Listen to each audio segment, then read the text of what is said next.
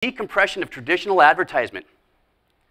What that means is traditional, print, well, print.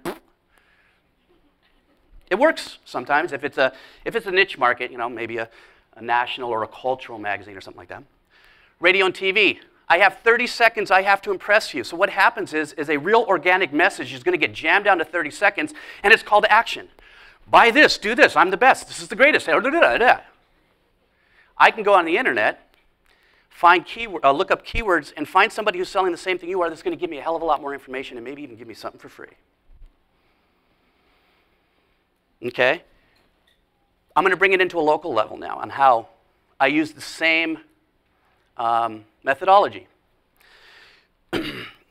Hawaii Music Supply in Wahiawa. And I love it up there. I live up in Wahiawa Heights or wherever I don't have any parking tickets. No. Andrew came up to me and he said, Jeebs, that's what they call me, Jeebs for short. I'm a big music store. I got keyboards, drums, synthesizers, guitars, ukuleles, any kind.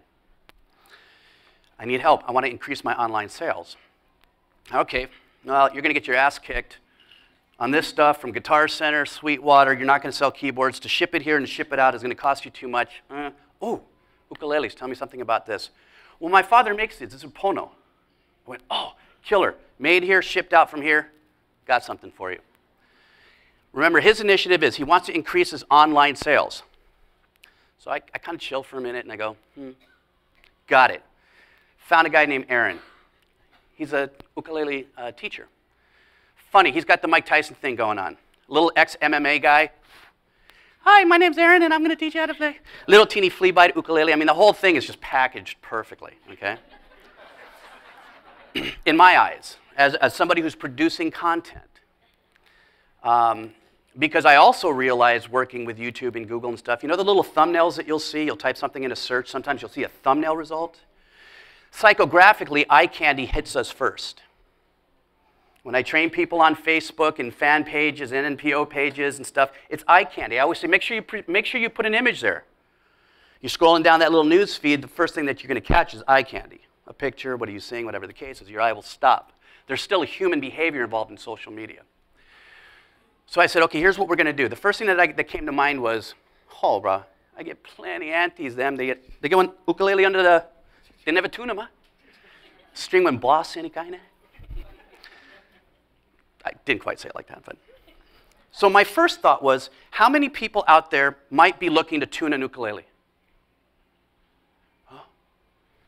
Video number one. Second thought, how many people out there have an ukulele, but you know, they never get one DVD. But they're always in YouTube. They're always fiddling around and stuff. So I released a series of how to play. What are the best progressive chords? How to do the vamp. You know, simple stuff on a beginner level. I wanted to speak to the equity of tapped-in beginners. Aaron is now the #1 most subscribed ukulele lesson teacher on YouTube. We've increased his online sales, Andrew's, 1,800%, and it's passive and evergreen. Do you know what that means? I'm going to be dead. Aaron will still be 32 and teaching ukulele lessons. His content is selling the product. Well, if anybody here is from traditional TV, radio, I'm sorry, no offense, but guess what? Nobody had to rebuy a position for programming. It's there. And it's working, and it's working, and it's working, and it's working. But I had to build a landing page, right? Just because you have this great content up there saying, well, where do we want these people to go? Well, the cool way to do it is you never talk about yourself and what you do. Aaron never says in his video, my brother never says in his video, come to me, I have the solutions. He's just saying, here, yo, help yourself. Fun branding and imaging. I work with doctors. I work with wellness people. I'm working in the political circle right now. I'm an independent, so I take both people's money. Isn't that the all-American way? I'm working across the board in so many places that span so many different verticals. Different businesses you might be in, medical, retail, cars, information, whatever it is. The one thing that I'm always working with people is, what are you giving them? What are you giving them? People who sell books. Right now, I just got hired by a publishing company. Well, we got the apps and we got this. And they specialize in children's books. I said, simple. Let's get the really nice lady or the really nice guy to sit down in front of kids and read a book. Put it on YouTube, excuse me. I did have 3 cups of coffee before I came up here. But with the right title tags, it's starting to massage its way through social media.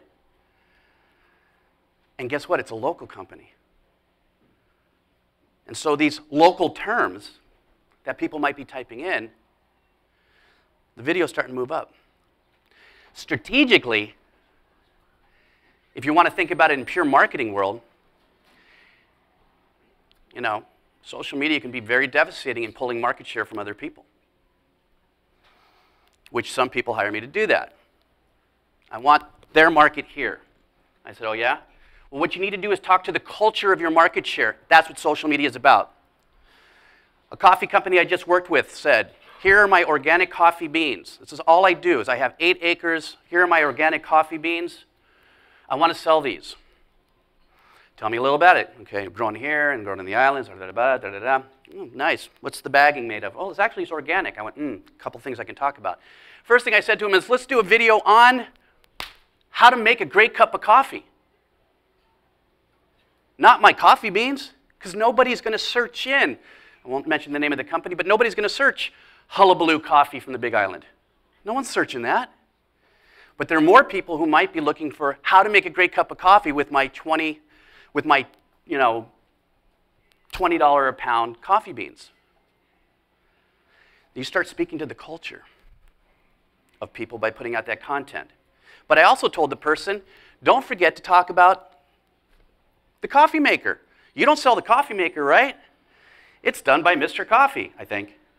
How about these organic filters? You don't sell those, talk about them. You know why? The #1 rule in moving content in social media is talk about other people. If I wrote about you in any of my power blogs, do you think if I wrote something really nice, you wouldn't grab my blog and send it out through your mailing list as self-promotion? Do you think Mr. Coffee, when this guy's done with this video, I've told him, go ahead and email marketing at Mr. Coffee and say, hey, just did this great little video over here, but I mentioned your coffee maker. Or the organic filters, hey, just did this, mention this. How fast do you think those companies are going to pump that through Twitter and their Facebook fan page? You know why? Because it's easier when somebody else talks about you than you talk about you. I've only got 3 minutes here, so I'm really going to go phew. The most difficult thing that you have, the biggest challenge you have is that your heart is so vested in moving content that sometimes it's very difficult to get away from talking about yourself. What I can do, what I can do, what I can do, what I can do. The key to social media is find a way to implement your knowledge of your product and help somebody with it. A major financial company out here failed. Housing company, mortgage thingy. What do I do? What do I do? He goes, well, you're selling this, and this is your package. Put out some content right now on a couple tricks like you may want to get out of your credit card debt. Try this, do this, do this. No, but that's part of our program. This is what I sell. You must die. In social media, you must die. Because if I get up here and say, hi, my name is George. I'm social media strategies. I charge $2,500 to parachute into your company, but I'll set you up straight. I'll make sure you do this. I'll make sure you do. Are you buying me?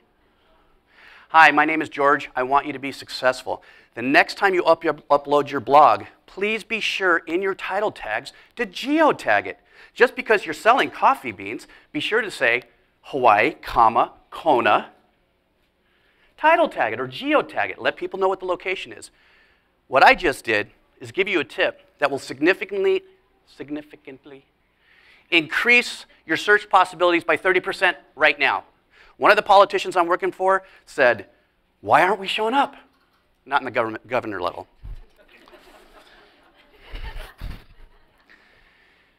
Well, I looked around, you know why? Their title tags were blown up.